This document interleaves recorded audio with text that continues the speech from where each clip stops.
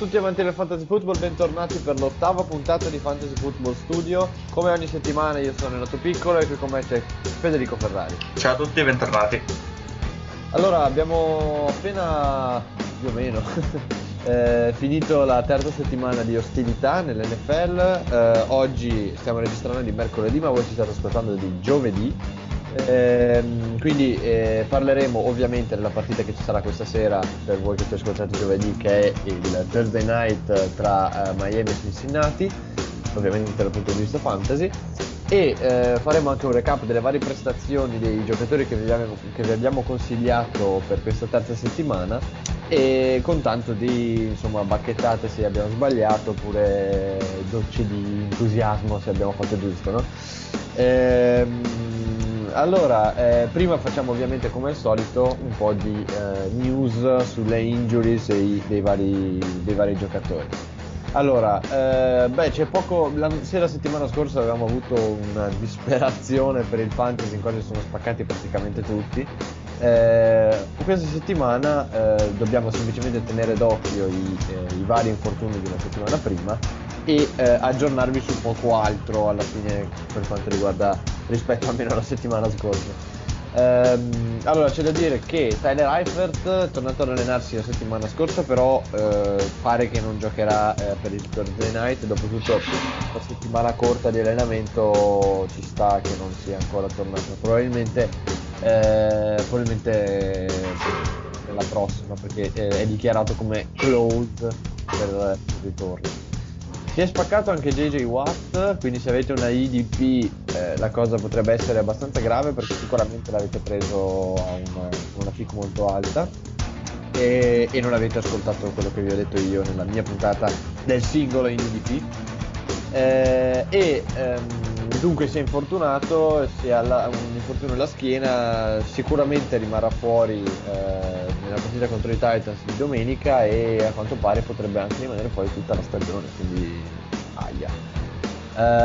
Sammy Watkins continua ad avere male al piede, le avevamo detto di non farlo giocare la settimana scorsa, infatti non ha giocato, vi avevo detto di non farlo giocare neanche la settimana prima, infatti ha giocato malissimo e continua ad avere questi problemi e vedremo come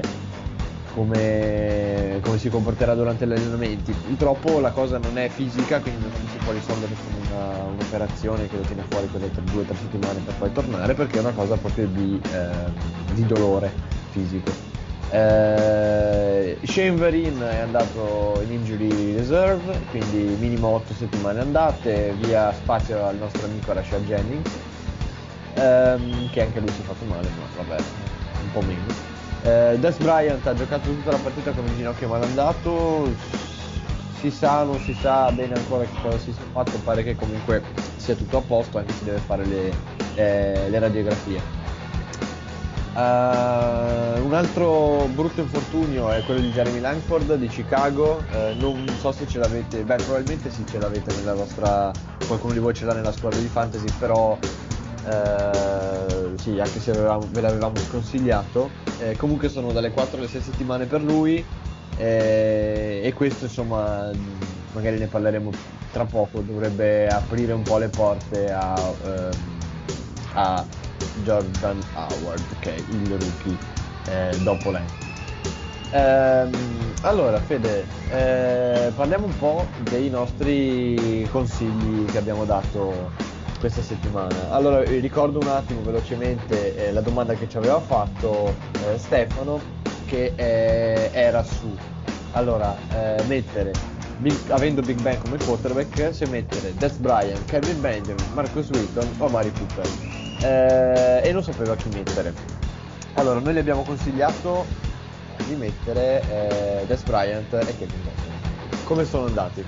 Allora, Dez ha giocato bene nonostante il ginocchio, è uscito anche durante la partita, sembrava che non dovesse tornare, invece poi è tornato e anche segnato. 6 target in un tempo limitato, diciamo, durante la partita, con 3 ricezioni, 40 yard che sono poche, però ha trovato la endzone, quindi taglie dei touchdown. E adesso sì, c'è un attimo da tenere d'occhio durante questi ultimi giorni le news su Dez Bryant. speriamo non sia troppo grave questo infortunio al ginocchio, speriamo non abbia sforzato troppo durante la partita. Su Kelvin Benjamin siamo rimasti tutti un po' a bocca aperta perché ha fatto esattamente 0 punti. Ringrazia Kelvin Benjamin perché è così che hai vinto, stronzo. No, io ho vinto combattendo lealmente. Questa settimana ricordiamo che nella nostra Lega Fantasy c'era il derby, il secondo derby, che per adesso Ferrari si è aggiudicato 0-2. Cioè, no, tu sei 0-2. Sì, nel senso 2-0 per te, ovviamente. Nelle due leghe che abbiamo li siamo già scontrati e ho perso entrambe, ma questa settimana ho perso perché Kevin Benjamin 0 reception, 0 punti, cioè una cosa allucinante. Ve l'avevamo consigliato, io stesso l'ho messo in campo praticamente in tutte le mie leghe perché più o meno si assomigliano tutte le mie squadre perché mi piacciono gli stessi giocatori. Però insomma Kevin Benjamin anzi tutti l'avevamo dato come la sicurezza, insomma cavolo, un giocatore che non si ferma neanche davanti alla difesa dei Broncos, addirittura va a segnare un touchdown alla prima giornata di ritorno e pensavo che contro i Vikings esplodesse, invece purtroppo non è stato così.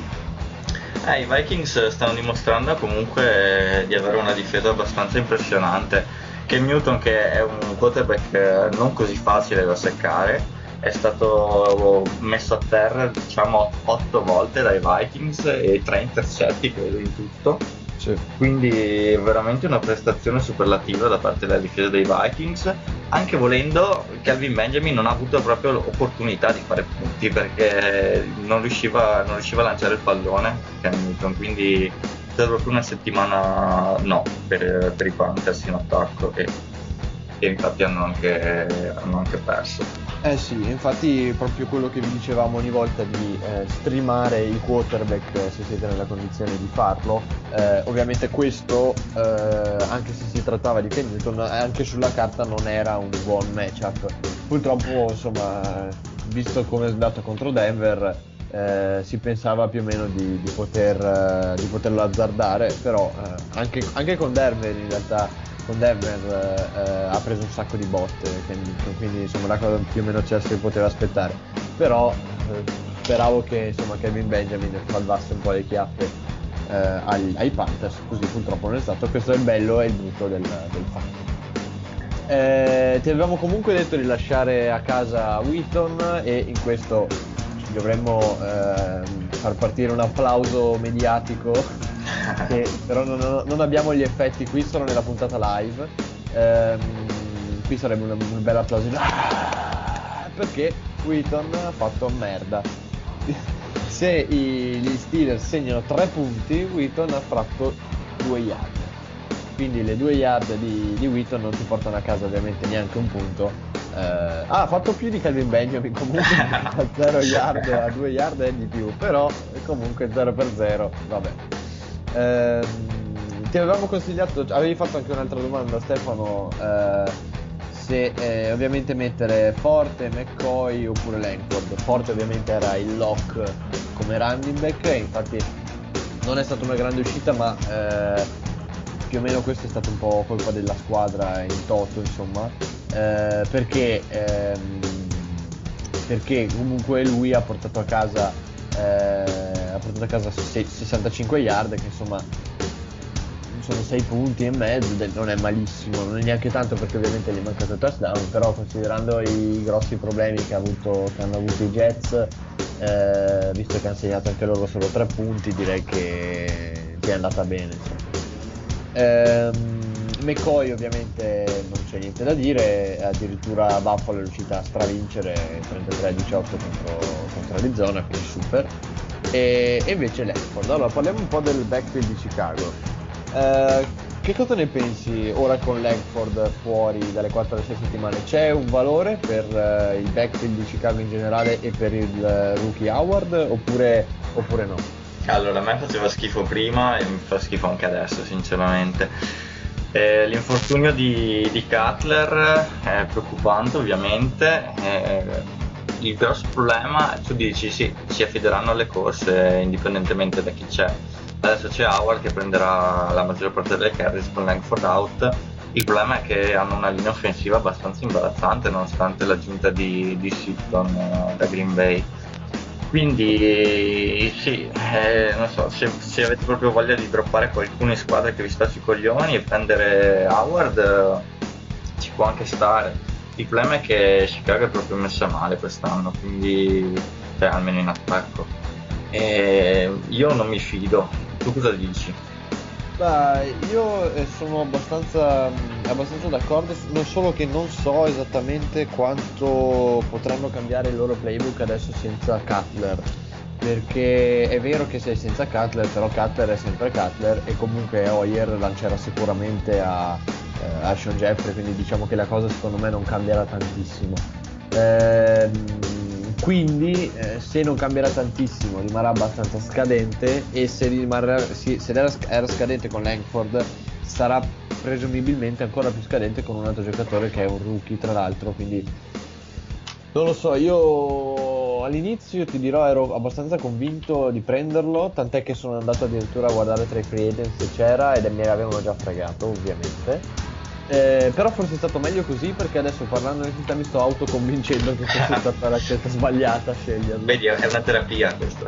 Sì, è veramente. Quindi sì, sono d'accordo, non l'avrei preso, effettivamente non l'avrei preso, sia per i problemi che abbiamo detto nell'offensive line, sia perché secondo me con Castro o con Hoyer si possono permettere, nel bene e nel male ovviamente, di non cambiare troppo il playbook, specialmente dando il backfield in mano a un rookie. A proposito di backfield un po' problematici, bisogna citare anche quello di Miami, perché a Miami abbiamo visto che non c'è un top dog, come si dice in inglese, cioè, o meglio, c'è quando c'è Arian Foster. Arian Foster non ha giocato contro Cleveland, quindi non c'è un chiaro titolare dopo di lui, perché se doveva essere J.A.J. abbiamo scoperto che in realtà è Kenyan Drake. È partito lui titolare, 9 carries contro le 7 di AJ, e anche 37 yard e 28 yard invece per AJ, 37 per Drake. L'unica è che AJ si è portato a casa il touchdown. Tra questi due c'è un valore secondo te, oppure rimane Foster anche se fatto di vetro? Su Foster è sempre un dramma, perché bisogna stare attenti quando torna, quando non c'è, è sempre mezzo rotto. Io tra Drake e Ajay prenderei Drake più che altro, anche se Ajay ha fatto il touchdown della vittoria contro Cleveland, è stata una partita molto brutta e entrambe le squadre hanno giocato molto male. È stato la reazione che ha avuto, c'è stato uno sguardo dopo il touchdown di Ajay in panchina tra Gaze e Ajay, che è stato abbastanza freddo, diciamo, tra i due, quindi secondo me Drake ha più upside a questo punto. Ha fatto appunto 9 carries ma anche due ricezioni, quindi se dovesse ingranare un po' di più l'attacco di Miami nella prossima, questo giovedì, penso che verrà utilizzato anche nel passing game, quindi potrebbe avere anche valore. Sì. C'è un timetable del ritorno di Foster? Guarda, faccio una ricerca velocissima mentre tu parli di quello che vuoi. Abbiamo le segretarie che stanno all'opera 24 ore su 24 per trovare Sì, tutte le stat. gli ho detto di richiamare Ian Rapoport un attimo, che ci ha contattato anche domenica. Sì, ci aveva dato la grandissima news di Randy Walker out, infatti questo tra l'altro leggermente condannato di tempo, vabbè. Sì, Miami giocherà giovedì contro Cincinnati, reduce dalla sconfitta contro Denver. Però prima di parlare del Thursday night, mentre aspettiamo di sapere l'intensità, si può dire, dell'infortunio di Arian Foster, vorrei parlare un secondo dei Cleveland Browns. Di solito i Cleveland Browns non vanno d'accordo con il fantasy football, nel senso che di solito ci sono delle prestazioni e delle situazioni abbastanza imbarazzanti in quelli Cleveland. Però appena ritorna la nostra segretaria, vorrei fargli un paio di domande su due giocatori che però ancora mi tengo segreti perché non mi voglio rovinare la sorpresa. Allora, mi è appena arrivato il WhatsApp di Rapoport, mi ha detto che ovviamente per Week 4 è fuori e per Week 5 è dato al 50%, quindi dura. Secondo me 50% vuol dire più 9, sì, conoscendo il giocatore e la sua storia, quindi meglio puntare su Drake per il momento. Ok, perfetto. Quindi altra super news direttamente da Ian Rapoport, direttamente da Fantasy Football Studio. Allora, dicevo, volevo parlare un attimo di Cleveland perché ci sono state, secondo me, una sorpresa in chiave fantasy e una seconda che è una domanda. Allora, partiamo con la sorpresa. Pryor. Boom!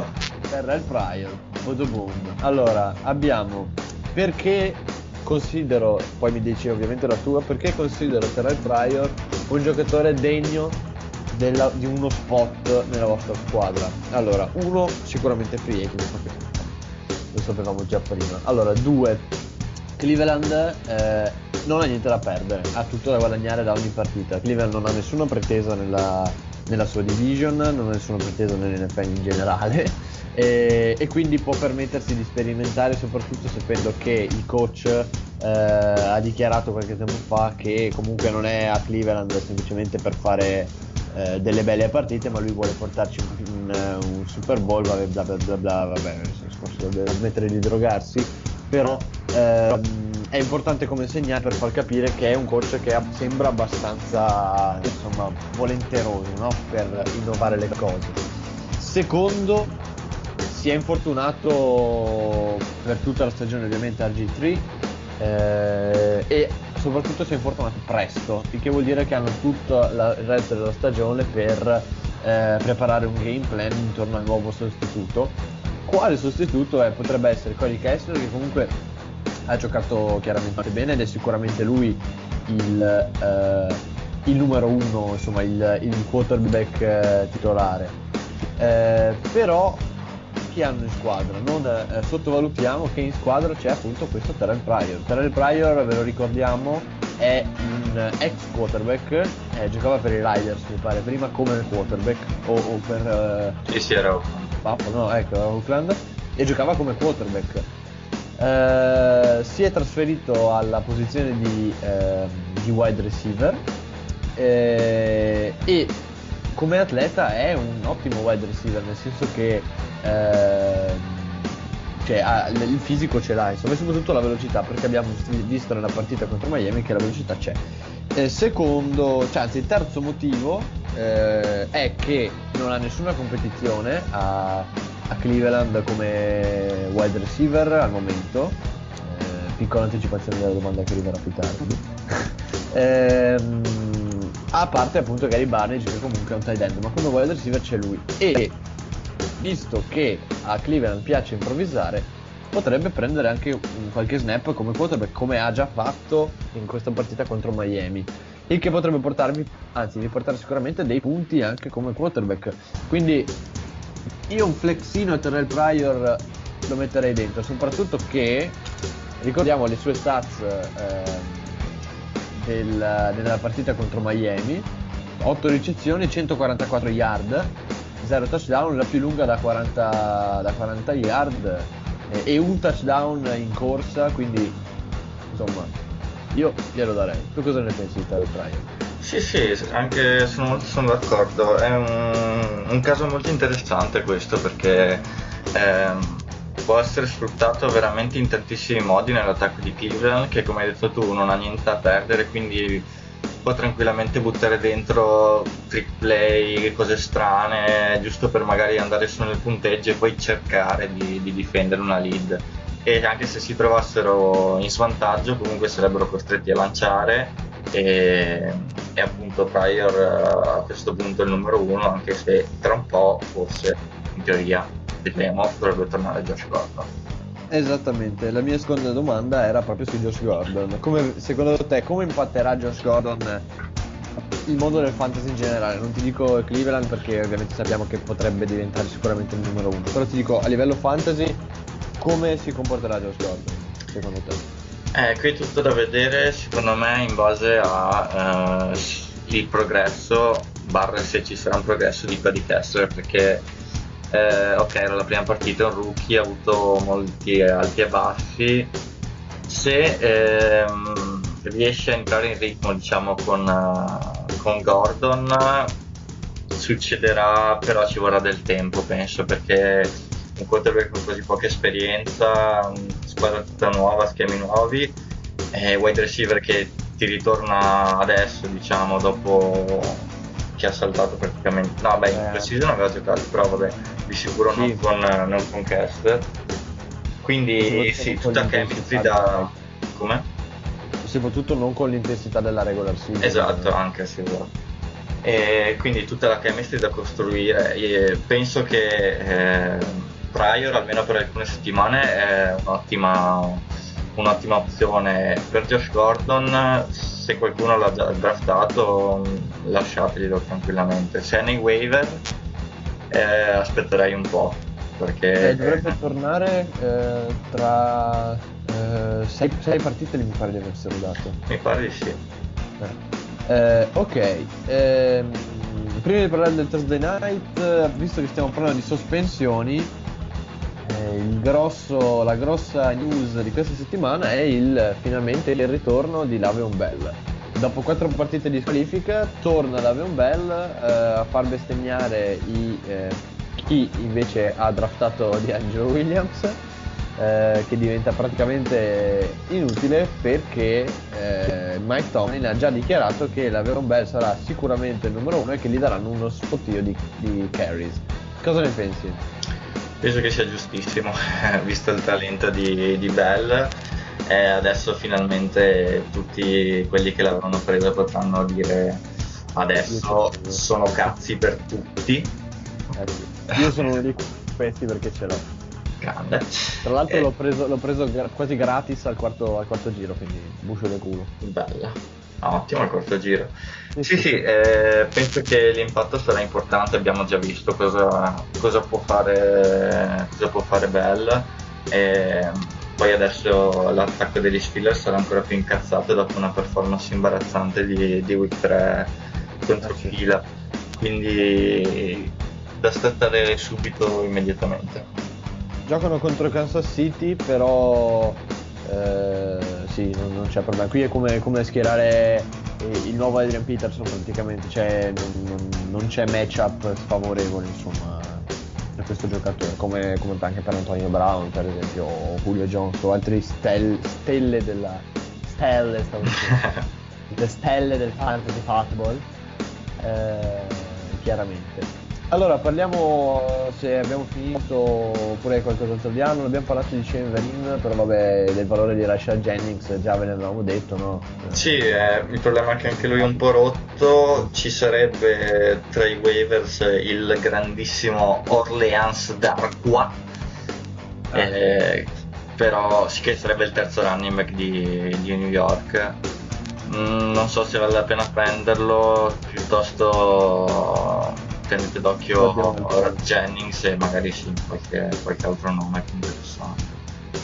Poi di altri dei waiver forse ci sarebbe Kevin White di Chicago, che credo sia stato 14 target in week 3, quindi occhio, perché potrebbe essere un'opzione. Poi direi che non so. Sì, non mi viene in mente altro. Va bene, allora vediamo un attimo la partita quindi tra Miami e Cincinnati. Allora, di Miami abbiamo più o meno già parlato, dobbiamo parlare un po' del del passing game di Miami, però insomma Kenny Stills evitare. dici sì, direi da evitare sia insomma un po' di qualche problema per lui anche di drop, via. Direi che non ci ho preso con la mia predizione in off-season. Io figurati, io ho detto lo stesso a Fabian Jenkins che è stato arrestato. Porca troia. Vabbè. Abbiamo un bonus tra la settimana prossima, vi diremo i nostri sostituti per i giocatori migliori. Allora, vabbè, quindi di Cincinnati dobbiamo parlare della straordinaria partita che ha fatto Jeremy Hill, che ha segnato 2 touchdown, non tantissime yard, mi pare intorno alla cinquantina, però insomma 2 touchdown che salvano alla grande la sua giornata per il fantasy. AJ Green non mi pare sia stato molto preso in considerazione in realtà la scorsa partita, non credo. Però vabbè, insomma, può capitare come con Kelvin Benjamin, qualche partita un po' ballerina, ma sicuramente insomma sono giocatori da startare week by week, soprattutto considerando che la difesa di Miami in questo caso non è propriamente, soprattutto nella secondaria, non mi sembra particolarmente minacciosa, no? Ah no, per niente, infatti secondo me AJ Green ha moltissimo potenziale in questa partita, ha segnato solo un touchdown finora, ma penso che almeno uno arriverà questa settimana. Ecco, AJ Green intanto 77 yard contro il Denver. Sì, partita non facile. Quella contro il Denver, tra l'altro Trevor Siemian un partitone ha fatto contro la difesa forte di Cincinnati. Sì, Jeremy Hill bella lì, 150 yard e 3 touchdown in stagione. E Giovanni Bernard è il terzo ricevitore dei Bengals dopo AJ Green e LaFell con 141 receiving yards e un touchdown.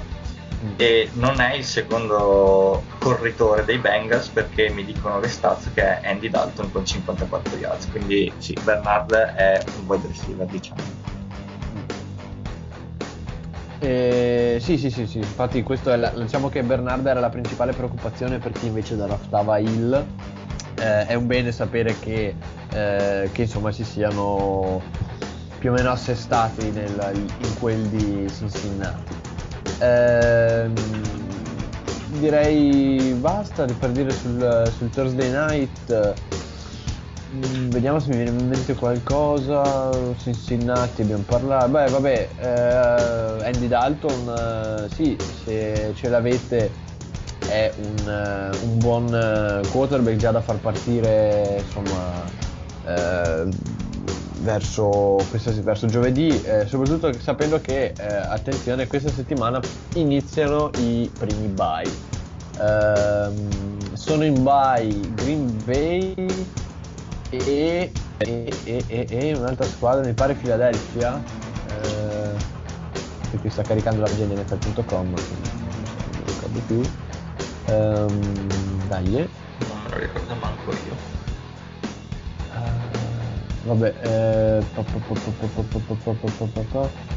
Allora sì, non ho visto nell'elenco delle partite, non ho visto né Green Bay né Philadelphia, quindi direi che sono loro in bye.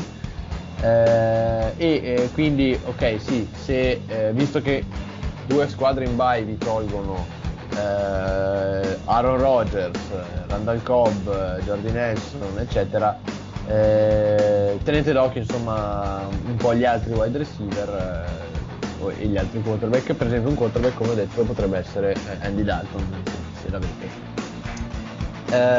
Da Philadelphia che non giocano, che abbiamo Ryan Matthews, Matthews anche Jordan, sì, vabbè, sono 2 buoni giocatori che però non sono sicuramente d'altro profilo, quindi secondo me non soffrite troppo se li lasciate in panca per questa settimana di bye, no? Cosa ne pensi?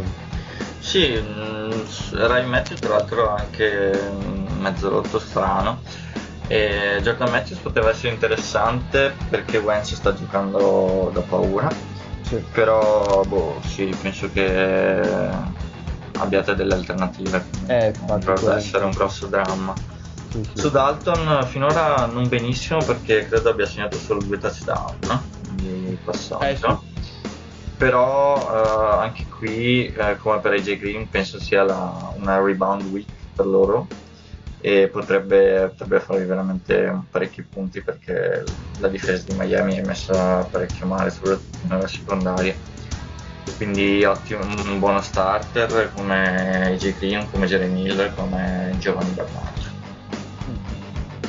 Facciamo un ultimissimo appunto su Quincy Enunwa, wide receiver che ci avete chiesto in tanti durante la settimana, qualche opinione. Allora, io dico la mia, poi tu dici la mia e la tua. Se vuoi ripeto. No, scusate, quando c'era lui si funzionava così. Vabbè. Allora, Quincy Enunwa è un giocatore che mi piace, l'ho preso in una lega dove era disponibile.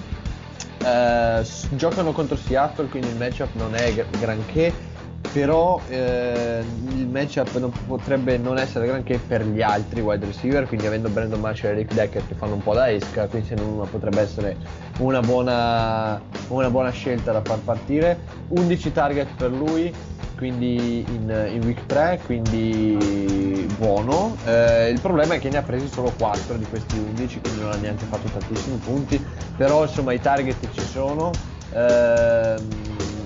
Fitzpatrick, che gioca malissimo, ha anche aiutato a farlo poco bene, però insomma io magari non lo starterei per rischiare di poter startare in week 4 contro Seattle, però io lo prenderei, infatti l'ho preso e magari aspetterò un matchup più favorevole per metterlo dentro con più tranquillità. Tu cosa ne pensi?